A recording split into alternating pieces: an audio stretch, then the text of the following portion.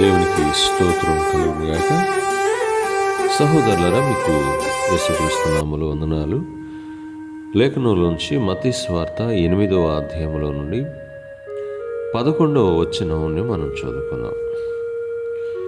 అనేకులు తూర్పు నుండి పడమటి నుండి వచ్చి అబ్రహాముతో కూడాను, ఇస్సాకుతో కూడాను, యాకోబుతో కూడాను పరలోక రాజ్యమందు కూర్చుందురు గాని రాజ్య సంబంధులు వెలుపటి చీకటిలోనికి త్రోయబడుదురు.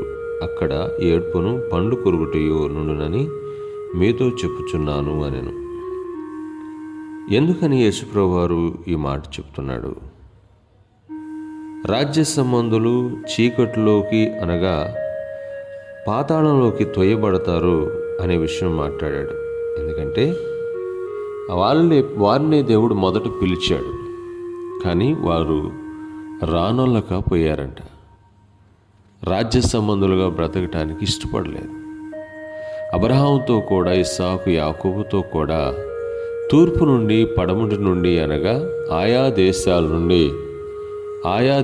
నుండి దేవుడు తన ప్రజలైనటువంటి వారందరికీ వాక్యం చెప్పినప్పుడు వారందరూ మారు మనసు పొంది దేవుని వాక్యాన్ని నమ్మారు. ఈ విషయమే యేసుప్రభువు వారు మాట్లాడుతూ, యోహాను మీతో మాట్లాడాడు, యోహాను పరలోక రాజ్యం గురించి బోధించాడు. అయితే అక్కడికి వచ్చినటువంటి వేశ్యలు, లేకపోతే సుంకరులు, సమరీలు నమ్మి బాప్తిస్మం తీసుకున్నారు, కానీ మీరు నమ్మలేదు.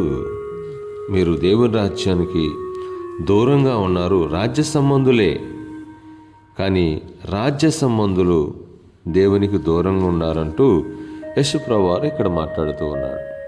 దీనికి ఫర్ ఎగ్జాంపుల్గా ఇంకో విషయాన్ని మాట్లాడాడు యేసయ్య. మత్తయి సువార్త 22వ అధ్యాయంలో పరలోక రాజ్యము తన కుమారునికి పెండ్లి విందు చేసిన ఒక రాజును పోలి ఉన్నదంటూ 22వ అధ్యాయము 2వ వచనంలో ఈ మాట రాయబడింది.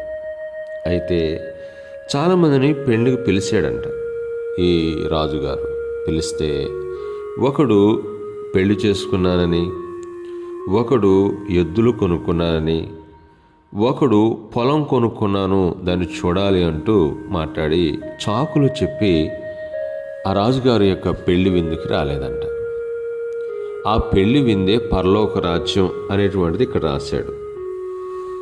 పరలోక రాజ్యం తన కుమారునికి పెండ్లి విందు చేసిన ఒక రాజును పోలి ఉన్నది అంటున్నాడు. పరలోక రాజ్యం ఇలా ఉంది, కానీ పిలిస్తే వాళ్ళు ఎవరు రాలేదంట. ఏమని చాకులు చెప్పారు అంటే, నేను పొలం కొన్నానండి అని ఒక అతను చెప్పాడు. ఒక అతను, నేను ఎడ్లు కొన్నానండి, వాటిని పరీక్షించి తీసుకొని రావాలని మరొకడు చెప్పాడు. మరొక అతను, నేను పెళ్లి చేసుకున్నాను అంటూ మరొకరు చెప్పాడు. రాజుకి కోపం వచ్చిందంట. కోపం వచ్చి ఆ ప్రాంతంలో ఉండేటువంటి బలహీనులు, లేకపోతే వెన్నికలైనటువంటి వారు, నీచులు, దరిద్రులు, వీళ్ళందరూ ఉంటారు కదా, వీళ్ళందరినీ తీసుకొని రండి, నా విందు వాళ్ళకి ఇస్తానన్నాడు. అంటే పరలోక రాజ్యం విషయంకి వచ్చేలేకే దేవుడు ఒక అద్భుతముగా ఇశ్రాయేలుకి ఇద్దాం అనుకున్నాడు, కానీ ఆ రాజ్య సంబంధులే వారే నెట్టివేసుకున్నారు, వారే కాదనుకున్నారు. దానికి ఎవరేం చేయగలరు? యేసుప్రభువు చెప్పినటువంటి మాట ఇక్కడ చూడండి, ఏమో రాస్తున్నాడు 22:14. కాగా పిలువబడిన వారు అనేకులు, వేర్పరచబడిన వారు కొందరే అని చెప్పాను. అయితే అక్కడున్నటువంటి వాళ్ళు దేవుని పిలుపుని అంగీకరించలేరు. ఈరోజు దేవుని పిలుపుని అంగీకరిస్తున్నటువంటి నీకు దేవుడు చెప్తున్నటువంటి విషయం ఏంటంటే, అబ్రహాముతో కూడా, ఇస్సాకుతో కూడా, యాకోబుతో కూడా ఆయన రాజ్యంలో కూర్చోడానికి, ఆయన రాజ్యంలో ఉండటానికి దేవుడు నీకు అవకాశం ఇచ్చాడు. ఈ అవకాశాన్ని పోగొట్టుకోకూడదు. పోగొట్టుకునే వాళ్ళు పోగొట్టుకుంటారు, అది ఎవరైనా కావచ్చు. కానీ రక్షింపబడేవాళ్ళు రక్షింపబడతారు, అది కూడా ఎవరైనా కావచ్చు. కానీ వాక్యం వింటున్న సహోదరుడా, సహోదరి, నీవు దేవుని రాజ్యంలో కూర్చున్నావా? విందులో ఉన్నావా? పిలిచిన దానికి ఆయన పిలుపుకు లోబడ్డావా అనేటువంటిదే చాలా ప్రాముఖ్యమైనటువంటి విషయంగా మనం చూస్తూ ఉన్నాం. యేసుప్రభువారు అన్నాడు, మొదట నా నీతిని, నా రాజ్యాన్ని వెతకమన్నాడు. కనుక ఆయన రాజ్యాన్ని, ఆయన నీతిని వెతకాలి.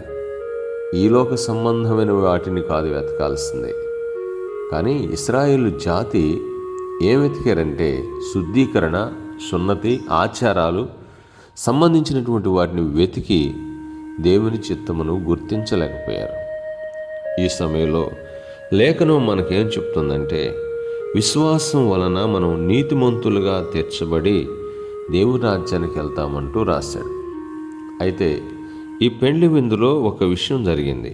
అదేమనగా ఒక అతను పెండ్లి వస్త్రం లేకుండా వచ్చాడంటూ రాశాడు. విందుకు వచ్చాడంట. విందుకు ఎలా వచ్చాడు అంటే పెండ్లి వస్త్రం లేకుండా వచ్చాడు.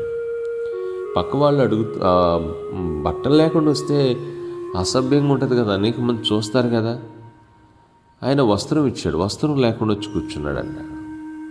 అయితే ఒకడు ఈ విధంగా చేస్తూ ఉండగా ఆ సమయంలో వాడి విషయం మాట్లాడాడు. ఈయన్ని పట్టుకొని చీకట్లో వేయండి. ఎందుకంటే అంగవైకల్యముతో వస్త్రం లేకుండా వాడు కనబడటం అక్కడ ఉన్నటువంటి వాళ్ళందరికీ అభ్యంతరం కలిగింది. ఈ రోజున దేవుని వాక్యం ఉంటున్నటువంటి నీవు దేవుని కోపానికి గురి కాకూడదు. చీకట్లో వేయబడ్డాడు, ఇతను త్రోసివేశాడు. అక్కడ కూడా మనం చూసి 8వ అధ్యాయంలో 11వ వచనంలో కూడా అన్నాడు, వీరి రాజ్య సంబంధులు చీకట్లోకి త్రోయబడుతున్నారని. ఈ వస్త్రం లేనివాడు కూడా చీకట్లోకి త్రోయబడ్డాడు. నువ్వు నరకానికి పోకుండా నిమిత్తమై ప్రభువుని నమ్ముకోండి. ప్రభు వైపు చూద్దాం. ఆమేన్.